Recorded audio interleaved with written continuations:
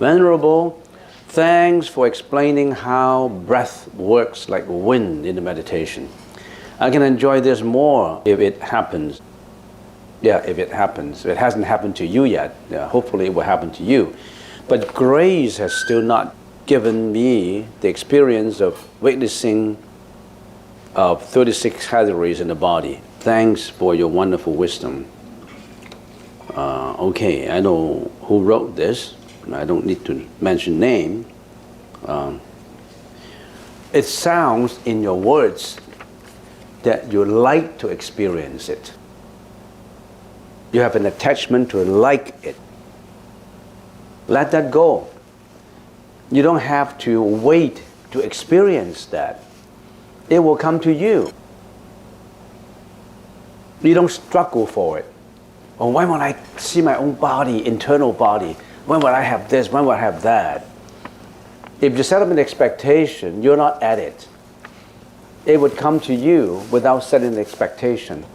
As long as you work at it, that day will come. But if you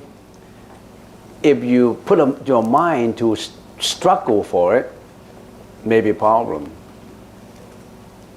Because if you set up a mind to struggle for, like it's just like if you work, I'm giving you an example in daily life. If you are doing a job, if you have that mind of, I got paid my basic salary of $12 an hour now, for example. I want to get to that $36. I want to struggle for it by all means. There's one person like that. Another person is, I got paid for my basic salary now, but I'm going to work hard at it. I'm going to prove that I can work hard. I can achieve the goals my employer has given me. You see the difference between the two. One is attached to the struggling, and in the process of attached to the struggling, he is so much struggling for it that he could struggle at the expense of hurting others, stepping on people's back, trying to climb up the echelon, the management echelon, or the workers trying to climb up that ladder by all means, because you attach to struggling and winning for it with an egoistic attitude. Whereas here, you just want to give. I want to give out. In that process, you can do it more leniently, you can do it more naturally, you can do it without attachment. These are the kind of people who will be more happy, because you do it without attaching a condition to it. You just want to do it.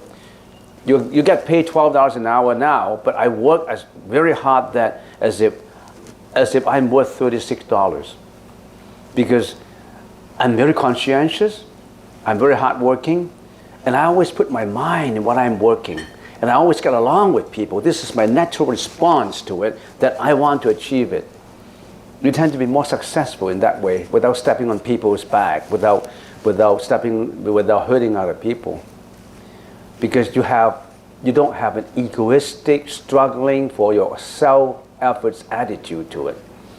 So don't try to look for that state where you can see the internal organs of your body in your meditation. It will come to you if it comes to you. You don't have to look for it. If you look for it, it's not right, but it will come. It will come to you. Okay, next question. There will be a free refuge and 5 precept ceremony held in our temple on December 30th this year. How do I know I'm ready to attend and become a Buddhist officially? Thank you. The feeling will come to you naturally. You feel that, oh, I've been learning the Buddhist teaching, and I feel that that's my path. I'm determined that's the path that I'm going to take. And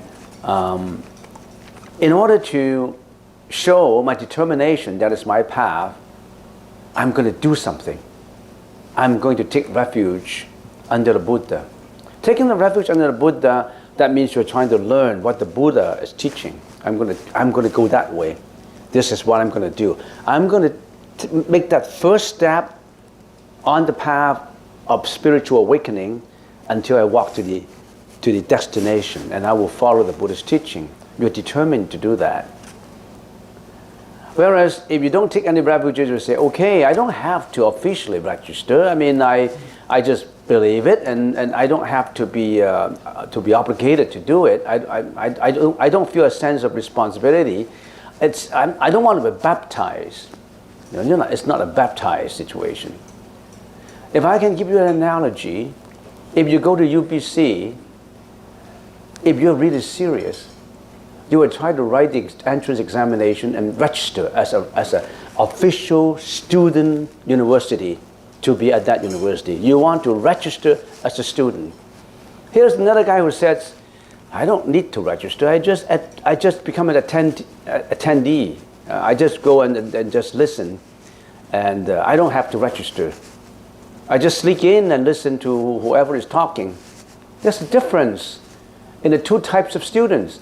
The first type of student is a registered, official, determined student. Another is he's not registered. Sometimes you can attend lectures, and sometimes you don't have to attend lectures. There's a difference in these two kinds of students. The first kind of students, official registered students, they have to buy the textbook, they have to make notes, they have to attend lectures, they have to listen carefully because they have to write examinations. They're really serious about it. Whereas this student could be lazy. I woke up 9 o'clock in the morning, oh, today is raining. Oh, there's a lecture at 9:30? No, maybe I should stay for another 1 hour. You're not serious. You don't have to do your homework. Your homework doesn't have to be marked by a tutor. You don't even have to write the examination. You have no obligation. You know who would be more successful student? You tell me.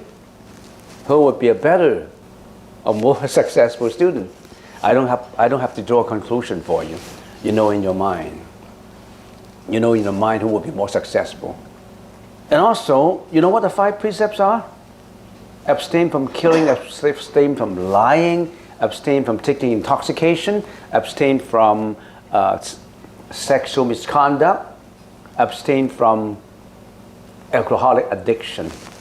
These are the 5 basic precepts that a Buddhist who took refuges under the Buddha would like to take. In becoming a true, I don't want to use that word Buddhist, because that's just a name. The name itself, it's just a name. If I practice according to the Buddhist teaching, I don't want to call myself a Buddhist. It's good enough. You can call yourself A or B or C or D. It does not matter. Names does not matter. It's what you're practicing. But in order to practice what the Buddha taught, you must know your first step is to purify your mind. So in other words, you're doing meditation every day. You're doing meditation every Saturday. You're coming to a Buddhist temple at Richmond, and you're doing meditation. You come here for 2 hours, and you like meditation. But once you go out, you're always addicted to drinking, intoxication. You always have a relationship in sexual misconduct. You always lie. You always steal. You're building up bad karma. How can it help your meditation? In following the Buddhist teaching, the first step is what? Stay away from bad deeds. Because if you do bad deeds, you will involve with bad karma. If you all cover up with bad karma, with bad energy, how can you even start to practice meditation? You must know what is right and what is wrong. If you don't even know what is right and what is wrong, how can you practice the Buddhist teaching? I may say, I don't know what is right and what is wrong. But the Buddha said, killing is not right. Not killing is right. Hurting others is not right. Taking the life of another person, another animal, of an animal is not right. So there's certain criteria in not involving with bad karma. So taking these 5 precepts are a necessary step in following the Buddha's teaching. And we call it what? To follow the sila. The sila, S-I-L-A, sila. The sila is to teach you basic wrong and right. In other words, you have to have a morality standard to be a wholesome individual. And the Buddha said you start from being good first. Don't talk about going a high level of meditation where you every day you're involved with drinking, alcohol, sexual misconduct, stealing, lying. How can you do meditation if you're like that? But there are people like that. There are people involved in meditation, they're doing all kinds of bad deeds. So judging whether this is a good meditator or not, sometimes it's not just looking how they sit, how they cross their leg. What do they do? What is his behavior? Look at it from a third person. This person is going to be my meditation teacher. What is his behavior? You know. Sometimes we always say in the Chinese sutra, we know the standard of certain practitioners' meditation is not from what he told you. It's from what you observed. If here's a person who's always egoistic, is always want to say, I want to have this, I want to have that, or you know that if that person is always stay away from greediness, hatred, anger, he won't get angry, he has a high level of endurances and tolerance, he's always merciful, he's always compassionate, he's always helpful, he's always performing good deeds to others. I don't need to see how he crosses his legs. He is a good meditator. Words can be flowery. I can use all kinds of words to tell you, I'm good. But they don't mean a thing if you cover up your conduct. We want to see your conduct. We want to see your inherent nature, not your appearance. Your appearance could be cheating. Don't judge a book by the cover, by its cover. It's the inside. Next question.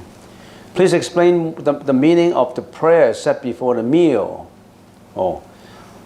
It's offering to the Buddha, to the Bodhisattvas, to all enlightened beings before we eat, and thankful for what we've got. What we've got is the result of many efforts. We have donors who donated this food to us. We have people who cook for us. And if we trace the causes further, we have farmers who plow the land. We have shippers who ship the food. And we have all kinds of people involved in this meal. And finally, we have donors who are generous enough to donate money to offer to everybody. So saying the prayer is not just the words and the musical instrument and how nice it, how much serenity your chanting would give you. It's the reason behind it. We want to appreciate the food given. By appreciating, showing gratitude on what is given to you, you know how to give to others too. Of course, there are people who always like to receive. We have people here who always eat and eat and eat, and they never donate anything. They just come to eat. There are people like that. But there are people who want to give all the time, who want to support, not just receive. So there's a difference in attitude of different people. The meaning of the prayer is to show gratitude and show respect to the food that we're taking in. And also we show gratitude to the servers. All these servers are volunteers. They've been volunteering here for 25 years. They don't receive any money. Every day they come here to serve food. You're sitting there, but they wait till you have finished your eating, then they go back to eat. They're not your servant, they're not our servants. They are just volunteers who like to give out, and they don't have a lot of money to give out, so they give out their action, their behavior. Some people have been coming 25 years giving out. And yesterday, he bought everybody cakes. In addition to giving out his service, her service, she also is giving out, bits and pieces of cakes and food all the time. And he's been here for 28 years. And how did he come here? He's 82 years old. And she is 82 years old, and her husband is 85. And the couple always travel by bus to the temple every day. And the husband stopped at Richmond Center, and then the husband, 85 years old, started to roam about in Richmond Center, taking coffee, and wait until 3 o'clock. And then the wife, after being a volunteer for the whole day, would go back to Richmond Center, meet the husband, and together they would go home. So the husband has been in Richmond Center for the whole day, but he takes delight in going around, in Richmond Center. It's big enough. And he can have lunch in there. He can talk to different people. They've been doing that for many, many years, every day. You want to know the lady? I can introduce that lady to you. But she may be, she's shy. She does not want people to know about it. Skinny one. Huh? The skinny one. Yeah. What? The skinny one. The most skinny one. Very skinny one. And the skinny one. And the husband is waiting there for the whole day. But that's good. She said that's good exercise for my husband, because the husband is always walking around, drinking coffee, and sometimes at 2 o'clock a cinnamon bun, and then 12 o'clock maybe have a little bit of food at the food court. And the wife is doing volunteering in here. And there are not just her, there are many people who are like that. So show your gratitude, not just the food, it's just a lot of people contribute to it. Don't just take it. Everything is given, it's free lunch, take it. No. Always want to return, want to give out. Okay, so that's the meaning of the prayer. What language is the prayer said in? Is in Chinese, is in official Chinese language, which is 普通话, which is Mandarin, they call it. Cantonese is a dialect, it's a very popular dialect, especially in the south part of China. And the southern part of China have been open to the whole world much, much earlier than the northern part.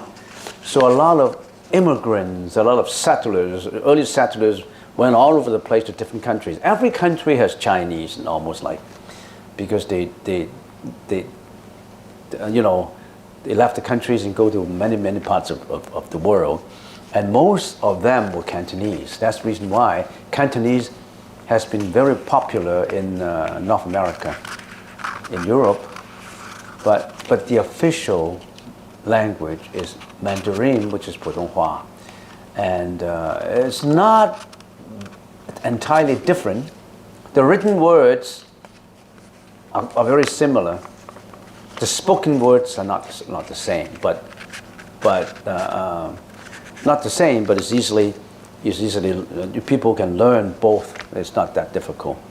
If you start it now, you're really working at it every day. You spend 2 hours every day to learn the language. After 3 years, you can speak very well. I know friends who spent 3 years at university taking courses, Chinese courses, and 3 years later, when I met him again, he's so fluent that I thought, have you been living in China for quite a while? No, I'm just taking the courses at university. So if you're interested in the Chinese language, take a course. It's not that difficult. Don't let them scare you. It's not that difficult. It's quite easy. And don't think that age is a limitation in learning it. There's no limitation. And there's a ground for speaking it. Come Saturday in here. Then you can speak Chinese in here. people who like to join in taking the ceremony, the free refuges and the 5 precepts, you have to register.